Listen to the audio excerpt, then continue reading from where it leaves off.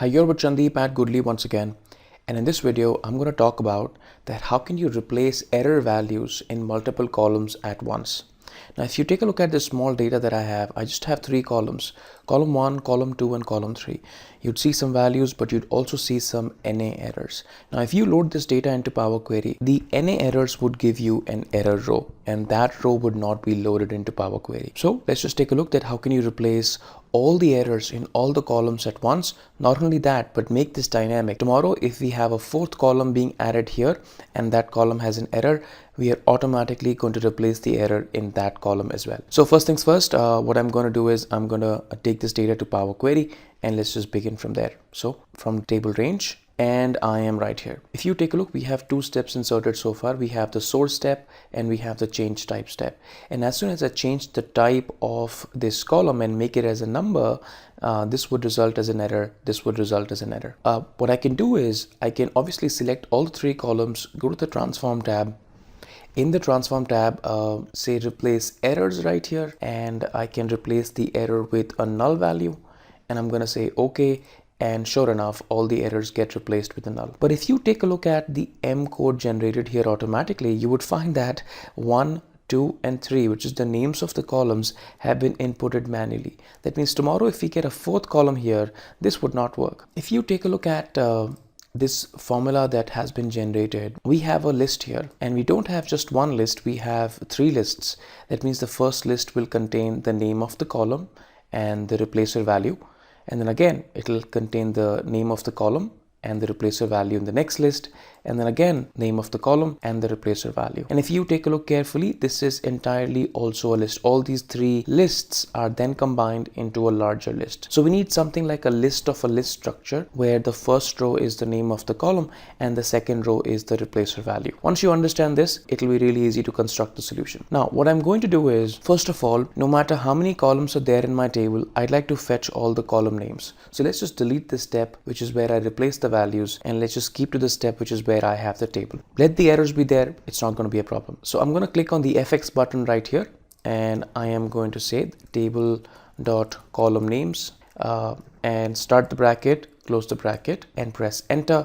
And as soon as I do that, you will see I end up with a list which just has the column names. Now my table has 3 column names, so I'm getting 1, 2, 3. If my table had 4 column names, I would have gotten 4. Alright, you can't do much with the list, so I have to convert the list to a table. So I'm going to right click and I'm going to convert this to a table. I'm going to say that if you have any extra columns, please remove them, say OK, and I'm good to go. So I have a table. We just don't need the name of the column. Along with the name of the column, if you remember, we also needed the replacer value. In our case, this is null, but this could be different as well. So I'm going to say that, hey, why don't you add a column here and write null, null and null. So I'm going to come here and create a custom column. Across all the rows, I'm going to add only one value, which is null. I'm going to say OK, and that's about it. Now if you take a look here in the structure, we have two columns. We have first column with all the names and the second column with all the values. This is not how we wanted the data. We wanted a list of a list, and in the first list, in the first row, we would like to have the column name. In the second row, I'd like to have a null. In the third row, I'd like to have the second column name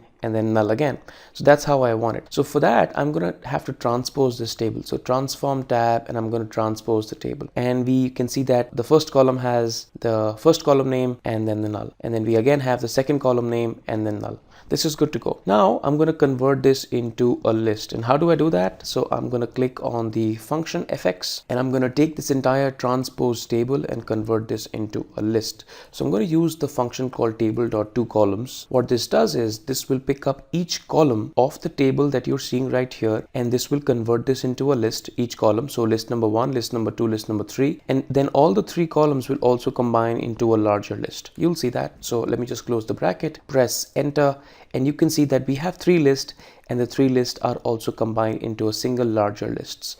This is pretty good. So you can see this is exactly what we wanted. 1 and null, 2 and null, and 3 and null. Let's just name this as a better thing. So I'm just going to come here, press the F2 key and name it as, let's say, column list. Let's just go to the change type step that we have it here. And I'm obviously going to drag this step to the end of the query. Once we drag the step to the end of the query, you will see that obviously this step is referring to the previous step. That means it is trying to find the table here. But the table is not here. The table is in the source. So I'm just going to change the name to source. That means why don't you pick up the table from the source where you have column 1, column 2 and column 3. Now it still gives you an error and we have to figure out how to solve the error. So what I'm going to do is I'm going to select all the 3 columns, come to the transform tab and do the same step that I did it the last time, which is what is the replace error step. And I'm going to say, hey, replace the values with the null value, click on OK, and sure enough the values get replaced with the null value. But here, like we discussed, this step is manual, 1 and null, 2 and null is manual. So I'm going to delete this step, delete this part of the formula, and I'm going to say that, hey, you'd have to use the table named as change type, which is the previous step, but the list that you have to use is not a manual list,